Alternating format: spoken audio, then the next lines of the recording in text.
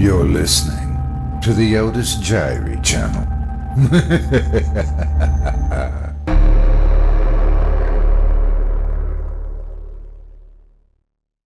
Carlisle Pond by Moonlit Cove, performed by Otis Jiry.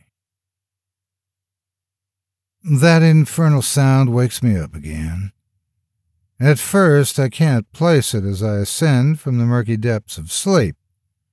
Then I hear it as the fog is clearing, the familiar honking of a car horn. Not again. I murmur and turn to face my wife, June, who is also stirring awake. "What is it, Adam?" She whispers to me in a dry, hoarse voice. "More pesky kids, I'm sure." I slip out from under the covers and proceed to the window facing the pond. I step behind the lace curtain and separate the blinds at eye level. There is a car about 50 yards away, turning around on the dirt road on the other side of the pond. Within seconds, its taillights fade away in a cloud of dust, and finally disappear altogether behind the trees that line the property on the front. I drop the blinds and curtain and make my way over to the nightstand next to my side of the bed to pick up my wristwatch. At the press of a button, its face glows, telling me it's 2:37 a.m. I lie back down on my side of the bed, the spot still warm. All of this nonsense because of some stupid urban legend, I say in a frustrated and resigned tone. I feel June's hand rub my shoulder in that consoling way that I love so much about her. She always manages to keep me calm in times like this. I continue to mull over the events in my head until I finally find sleep again. In 1983, there was an incident that took place on our property. We didn't live here at the time, and when we first moved in, we had no idea how much things would escalate regarding the infamy of this land. You see, we live in the old farmhouse out on Route 41. Yes, that farmhouse. Back when this was a thriving farm, it was owned by the Carlisle family. They had moderate success with it for many years, but began to experience a gradual decline in the late 70s. The farm soon began operating in the red, and the 1983 incident was the final nail in the coffin, so to speak. On that fateful night in August of 1983, a pair of teenage lovers found their way onto the farmland, to the pond to be exact. They were there for a bit of harmless fun, no doubt. Maybe a bit of drinking, maybe a bit of smoking, maybe a bit of making out or skinny dipping. Whatever it was, it didn't end well. Both of them somehow ended up drowning in the pond. Their bodies were recovered, but the investigation never determined why they had drowned. Many rumors began to form as how they died.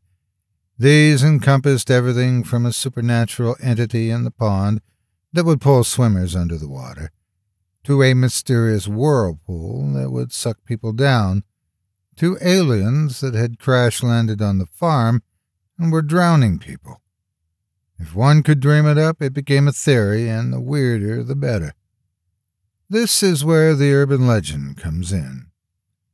I don't know how or when it started or by whom, but supposedly if you drive to the end of the dirt road on the property at night, right up to the edge of the pond with your headlights shining out over the water, and honk your horn 3 times, you will see an apparition of the 2 teens that drowned floating above the water, almost as if they were walking on top of the water.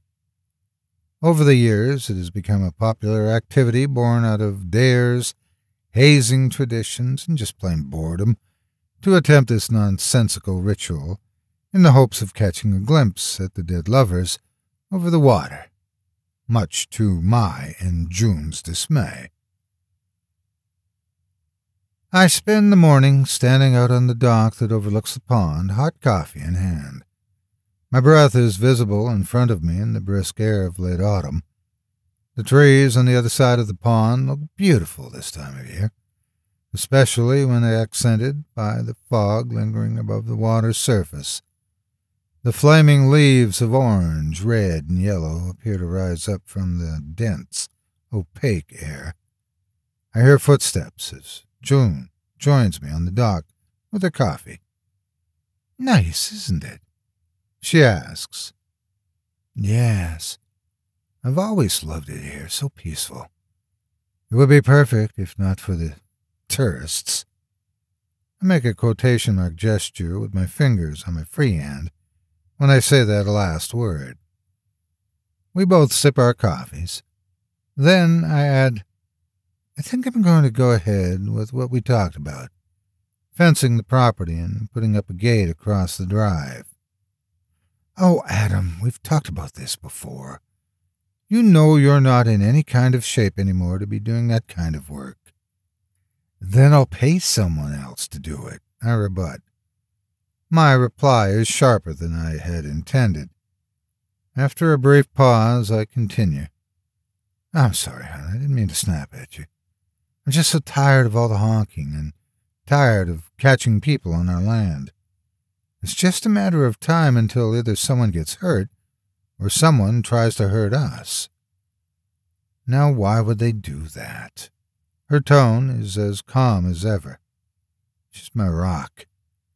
You know how people are. They visit the pond, and when nothing supernatural happens, they may turn their attention toward our house, try to break in or something. June gives me a frowning smirk. "Well, it's not out of the realm of possibility, you know," I counter, "especially if they're high." June takes my free arm in hers. "People that really want to get in will still find a way in," she says. "I know, but I think it would cut way down on the number of people that try." "If that's what you want, I'll support you." She kisses me on the cheek and turns to walk back to the house. "Don't stay out too long," she calls back over her shoulder. "It's cold out this morning." I stand there for a few more minutes, soaking in the peace and beauty, and dreading what may come with nightfall. This time, we hear the commotion before we're even in bed for the night. In fact, we're sitting in the rocking chairs on the front porch when we see the headlights approaching on the opposite side of the pond. It's not completely dark yet, but the dusk indigo sky is quickly heading there. Tires make a crunching sound on the gravel and dirt as the car slowly pulls up to the edge of the lake and stops. At the angle our house sits relative to the pond, the car's headlights are not directly on us, and I surmise that the driver cannot see us. We remain still in our chairs and wait. We know what's coming. "That one's pretty close to the edge," I say. Before June can answer, the driver sounds the car's horn for the first time. "Right on the edge," she confirms when the horn blast ends. A second honk rings out, echoing off the rolling hills of the farmland behind our house. I stand and walk to the edge of the pond. I'm annoyed, and my nerves have had enough of this. I take a few steps down onto the front lawn. "Don't do anything stupid," June calls to me. I wave her off and continue walking. The horn sounds a third time. By now I'm walking down the dock directly across from the car. Surely they can see me in the headlight beams. The driver, apparently in a panic, throws the car into reverse and nails the throttle. The rear tires spin, flicking chunks of dirt and gravel forward. I hear the particles clinking as they hit the sides of the car. With the loss of traction, the car begins to slip forward. First, the lower front valance of the body touches the water, then the motionless front tires. In an instant, the headlights are nearly submerged. The driver lets up off the accelerator before sinking any further. The car sits idle for a few seconds. I stand at the edge of the dock and watch, frustrated as ever. The last thing I want is to have to go and rescue some of the punks that have been terrorizing us. Just as I'm putting a plan together in my head for how to go about helping them, the driver seems to have a moment of clarity. The throttle is applied gently, just enough to not break traction. Inch by inch, the car moves backward, and in a miraculous turn of events, manages to work its way out of the impending watery doom. Once free, the driver executes a hasty turnaround and blasts down the path away from our property, fishtailing the entire way. Only a dust cloud remains on that side of the pond. "That was a close one," June says excitedly. She's standing at the edge of the porch. I walk back toward her. "I'm telling you, June, I've had it. I just want some peace and quiet back here. Is that too much to ask?" "Well, we can always move," she offers. "But we shouldn't have to. I like it here, minus the legend." I point a thumb over my shoulder toward the pond. She sighs and takes my hand when I reach the porch. I keep walking, and she quickly follows behind, still hand in hand. The springs on the old metal screen door squeak as I open it. We enter the foyer, and I release June's hand. "I guess I'll call the fence people tomorrow," I say as the door clacks shut. I close and deadbolt the thick wooden door behind it. 3 nights later. Ronnie is driving back to Carlisle Pond with his girlfriend, Christy.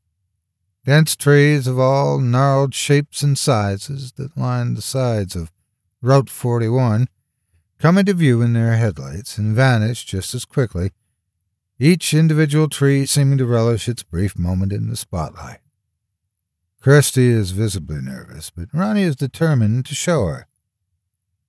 "Can't we just turn around and go back?" Christy pleads. We're almost to the turnoff. It's somewhere up here on the left, just past a huge rock, Ronnie says, ignoring her request. Christy sees the rock come into view and feels a tinge of dread rush through her abdomen. There is all manner of graffiti painted on the rock, no doubt a marker to alert curious seekers to the exact location. Ronnie slows the car and turns onto the dirt and gravel road. Grass is growing tall in the center of the path, in between where the car's tires grind on the small rocks. Dust kicks up behind them as Ronnie slowly drives the car around a sweeping right turn. Trees cling so tightly on both sides that branches hit the windshield and scrape along the doors. The car exits into a clearing and the pond comes into view. "This place gives me the creeps," Christy whispers. "And you came here alone the other night?" "Yeah, isn't it cool?" Ronnie stops the car several feet shy of the pond's edge, his headlights revealing the escape ruts he left last time. He points into the distance out the left side of the windshield. "Look at that old house." "Gross. It looks all run down, like nobody's lived there in decades," she responds. "But I swear I saw someone the other night. After I honked 3 times, he appeared. Just like the legend. That's what I've been trying to tell you." Christy is glad it's dark in the car so that Ronnie cannot see her rolling her eyes. It seems that this is all he can talk about lately. He spent nearly all of his free time recently on the internet researching the history behind the urban myth. The product of his effort is now stashed in the form of printouts all over the car, a news article in the glove box, a first-hand exploration account from a message board in the console, and Christy believes she may be sitting on a Google Maps screenshot with a red circle drawn around the Route 41 turnoff. "Are you ready?" Ronnie asks. Christy sighs in frustration and says, "Just get it over with so we can go." Ronnie sounds the horn the first time. Inside the house, I look away from the book I'm reading when I hear the horn blast. June folds down the corner of her newspaper and glances at me from across the room. We share a look that says, "Here we go again." I get up from my comfy armchair and head to the foyer. I unbolt the locks and open the heavy wooden door. Through the screen of the metal door, I see headlights across the pond. I open the door and storm out onto the porch as June chases after me. A second horn blast rings out. "Did you see that?" Ronnie asks excitedly.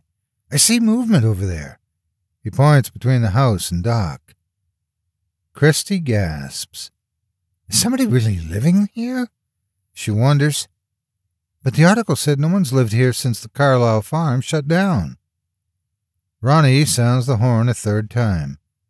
"I'm telling you, Christy, no one does live here. I mean, look at the condition of the house." The movement in the shadows increases, and soon, fully illuminated in the car headlights, are two figures, a male and a female. "It's them. It's Adam and June," Ronnie cries out. Christy recalls the names from the article about the young drowned couple. The figures approach the end of the dock and, in a move that defies all physics, continue their sprint across the top of the water. Christy screams. Ronnie drops the gear selector into reverse and mashes the pedal. The tires spin again, but this time his caution in not parking too close to the edge pays off, and he gains enough grip for the car to move backward. He makes a panicked turnaround, during which Christy looks fearfully out the side window. The apparitions of Adam and June are way too close now. "Go!" she shrieks. Ronnie throttles the car forward down the dusty road, taillights disappearing behind the trees. "I just want to be left alone," I say to June, "to rest in peace. We still float above the water." "Shh." She rubs my back and shoulders in her ever-comforting way. "They're just curious kids, Adam, and they can't hurt us," she reassures me. "Let's go back inside."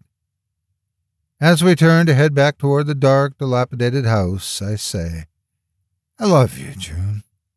And she replies, "I love you too, Adam. Always will."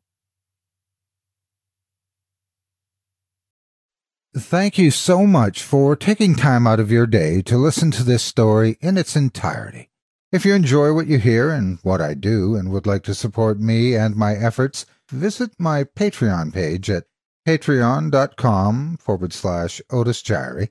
If you haven't yet, please hit the like button and subscribe today, and share this video with everyone on your social media.